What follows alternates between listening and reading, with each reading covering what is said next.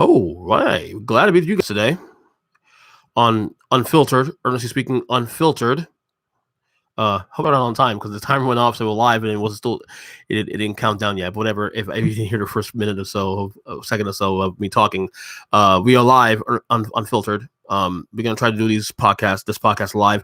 Don't know what so the goal is to do this show. This is obviously separate from the Earnestly podcast, but the goal is to do this show on this platform, YouTube, when we can live, Monday through Friday, or at least Monday through Thursday. That's the goal. I'm not gonna say I'm gonna promise that, but the goal is to do the show as that often. And the reason I like doing this show, especially too, this allows me to touch on topical stuff on a daily basis that I don't get to hit up. Say, because Earthly Podcast, for example, I record that show twice a week. Some of those topics don't tend to be relevant at that point. So when I record it, so I, one of the reasons why this show has always existed for that reason. But we're gonna try to, I said this show's been off and on for 4 years, off and on different platforms and different formats, and kind of always been trying to tinker of how to make this show as good as can be. So you guys probably know, following for as many years as this show's existed. You notice obviously you'll have, a year where everything be flow throughout a problem, and then there'll be years where it's like I don't do anything and I stop doing the show and I come back doing the show again, and so format changes, all that. But we're gonna try to stick to it this time. So I don't want to waste all your time here. I want to kind of hit this show up as about 10-15 minutes tops. Talk about Trae Young against Luka Doncic. That's come up again, and in lieu of Trae Young's amazing Game 1 against the Bucks. Chris Paul returns to the Suns tonight for Game 3 against the Clippers. The Clippers are in trouble, I think. Britney Spears now speaks out in court yesterday, and heartbreaking, really in my opinion, heartbreaking quotes from her court appearance yesterday.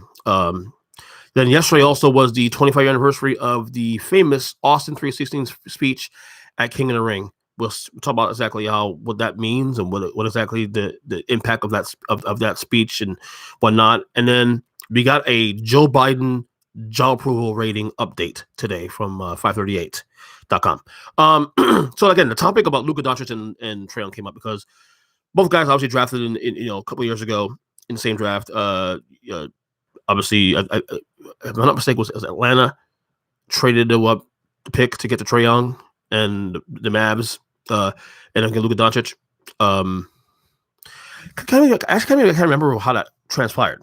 Bottom line is this: Luka Doncic ended up drafted by the Mavericks. Trae Young ended up drafted by the Atlanta Hawks. Trae Young has been going bonkers his entire playoff run. Conference finals to the Hawks. So the debate, and I saw ESPN touch on this a little bit. The debate about, okay, who would you prefer now, 3 years in? Now, Trae Young does have the playoff success so far this year alone, winning 2 series already in the conference finals, beating the Knicks, beating the Sixers, and all that.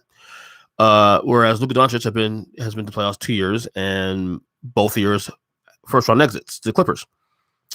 But I think the devil's in the details. Like, if you ask me right now, who would you rather have for the next 10 years?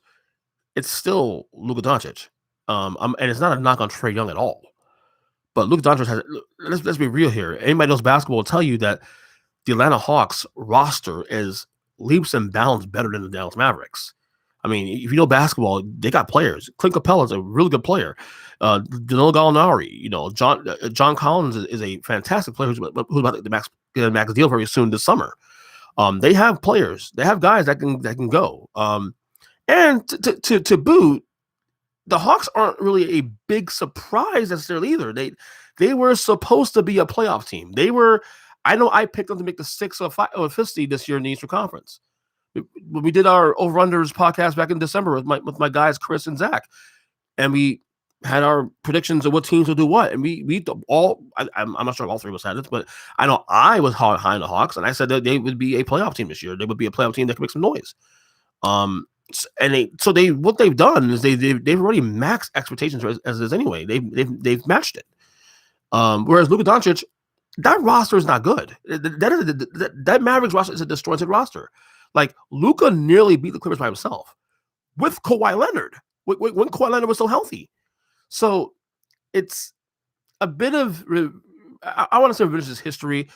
I know a lot of us sports fans, we get spurred, caught up in the moment, and I get it. We're excited. What Trae Young is doing is fantastic, and it's not to take away from Trae Young what he's been doing. Not at all. He's been fantastic. No one's gonna debate that. But at the same time, let's call it what it is. Luka Doncic to me is possibly the best player in basketball, and I say that because of the debate we've been having on this podcast, on the Earnestly podcast, over the course of the last couple weeks about that. Like, there's no clear-cut number one guy anymore in the league. We've been saying that now, and the thing that we need to kind of come to terms with is that when we talk about, okay, which guys are in that tier, well, Luka's in that tier. Like, Luka's in that conversation. We talk about guys like 5 or 6 guys who can have a case to be best player in the league. Luka is one of those 5 or 6 guys we're talking about. LeBron, Luka, KD, Kawhi, Giannis, James Harden, you name it, Steph Curry. 7 guys. But Luka's in that conversation. We're not saying that about Trae Young yet, anyway. Now, Trae Young could be there next year or two. Like, if he follows the trek of a Steph Curry, which, a lot of his style is patterned like Steph Curry's his style of playing basketball. If he follows the kind of the same,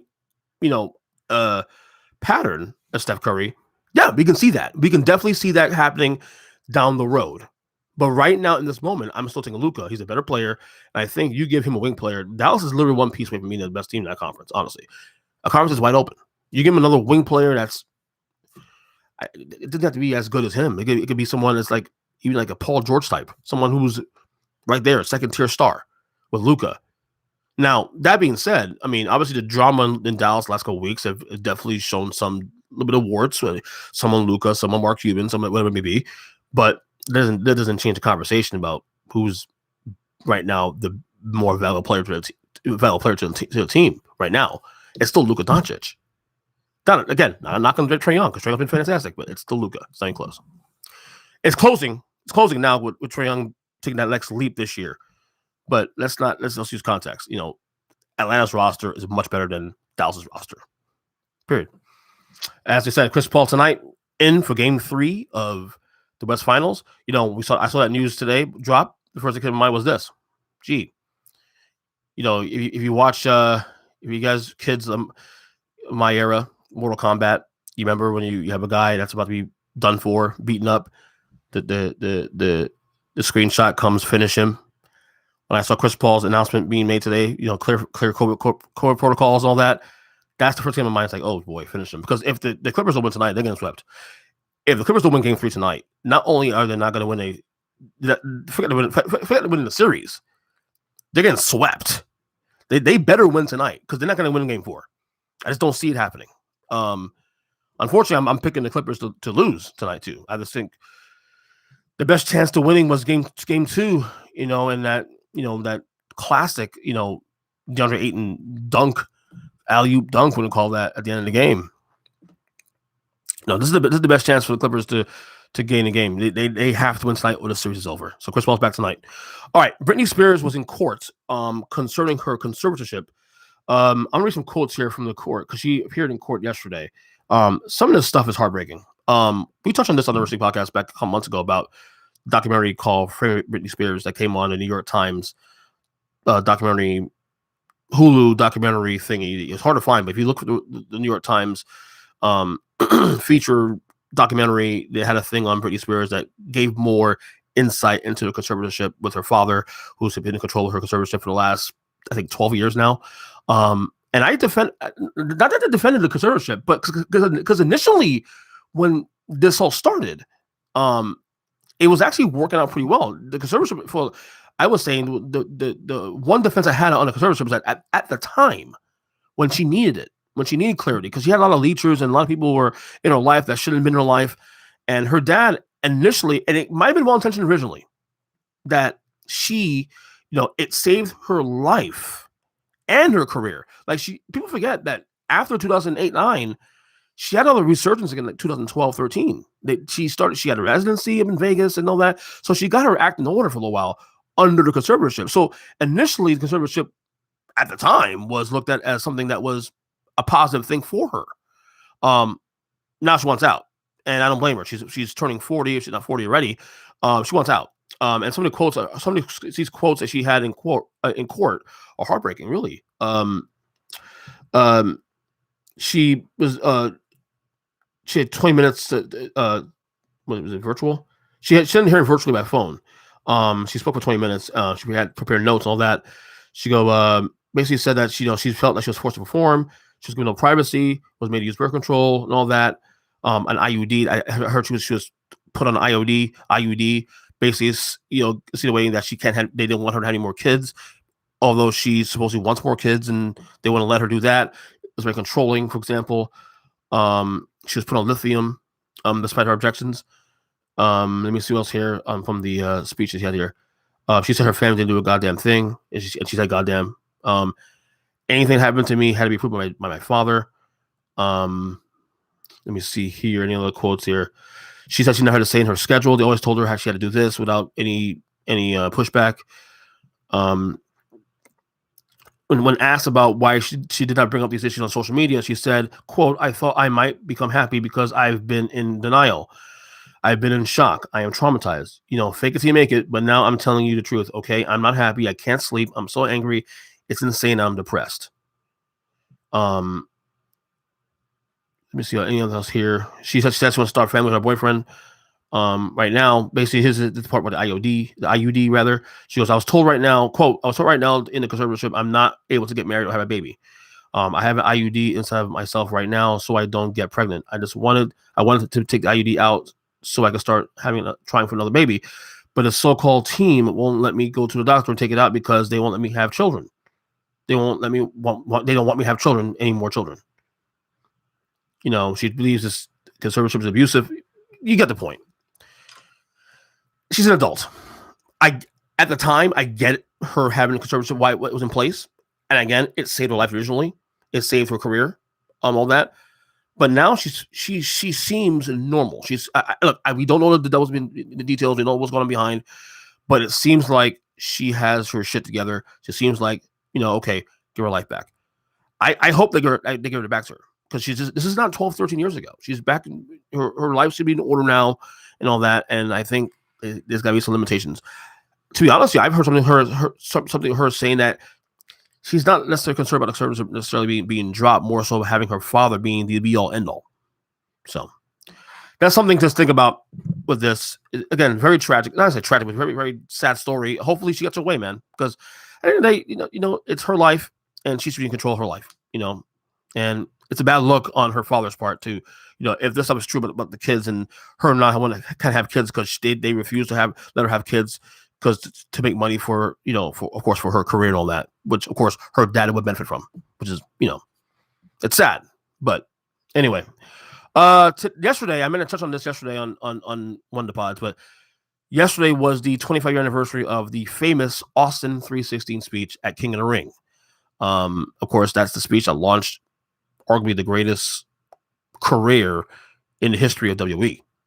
I mean, we can debate who's the greatest of all time, and I think it's harder to do it in wrestling because wrestling is so much different, items and different, ways of debating this. Who's the greatest in-ring talent? Who's the greatest this and that? There's no question that Stone Cold Steve Austin is probably the greatest superstar in terms of he reached the highest of the heights of anyone in that company. Now, his career was short-lived. That spot was a little short-lived because he retired in 2003 with a neck injury, all that. But Austin 3:16 it launched, to me, the greatest superstar run. I mean, obviously we can say Hogan in 84, but I would say Austin's heights was higher. Hogan had a longevity factor. Austin had the heights. And wrestling as a whole was at its highest in 1998, 1999. This all started Austin 3:16. Austin 3:16 was the center point of all that. I mean, it's again one of those things where I remember growing up as a kid and coming from a Christian home and coming home, and I at the time I was still really heavily in the church, and I would have like because I was a big Stone Cold fan too at the time. But I feel torn about it. Like, I shouldn't really be enjoying this because, it's kind of offensive because, Austin 316 thing is also kind of like adjacent to the John 316 Bible verse and all that. But obviously you get older, you grow up, and you be able to make it make sense for yourself as you get older. But yeah, it's the speech that launched, in my opinion, the greatest career in the history of certainly WWE, in my opinion, or the highest heights of career. So last one here before I go, Joe Biden's job approval numbers have come in. According to 538.com, his job approval number is at 52%, 52.5% rather. Some might say a little too low. I think that's actually where it should be, honestly. I mean, a lot of folks, we are a divided country, literally. There's a lot of folks who vote for Joe Biden that were not Democrats, that they vote Joe Biden because they like the other guy. But in terms of policy position, they don't agree with Joe Biden. That's true. That's just a fact. And, partisanship aside and all that, I think that's actually fairly high considering everything. Like, Joe Biden's brought a calm to everything. Now, a calm to, when I say calm, I mean calm to there's not a lot of chaos as we've had for the last 4 years with Donald Trump, in terms of, and for the record, that's many faults there, not just Donald Trump himself, but also the media on both sides, how they play that. But I think that's about an accurate number because there's people who I have relatives that are liberal Democrat, progressive Democrats that are not that happy with Biden either. So this is the part of navigating this whole thing. This is how politics normally is anyway. Before the partisan stuff, before the polarized stuff we went through the last 4 years, this is kind of how politics was. But I think the number is actually where it should be. It's not surprised at all. Honestly, I actually thought it'd be even a little lower. Again, it's reflective of where we are as a country. We are literally divided in half, and then even then, within the parties itself, there's divide there too. So anyway, that would do it for today's Unfiltered podcast. Again, for what today's date, June 24th, 2021. Again, this will be on the Earnestly Media YouTube page. I'm going to try to do this every day, hopefully, live. We're going to try to do this live every day. Of course, Earnestly Media on YouTube. You can check out all social media platforms and all that. Check out all the podcasts as well, of course, too. This will also be on the podcast as well, too, on Earnestly Media. On Earnestly Unfiltered, you'll see the podcast catcher on there. It has been updated in a little while. We'll start updating it with this episode. This is going to be separate from the Earnestly podcast, like I said. So until then, talk to you guys later. Love you guys. And until next one. Later.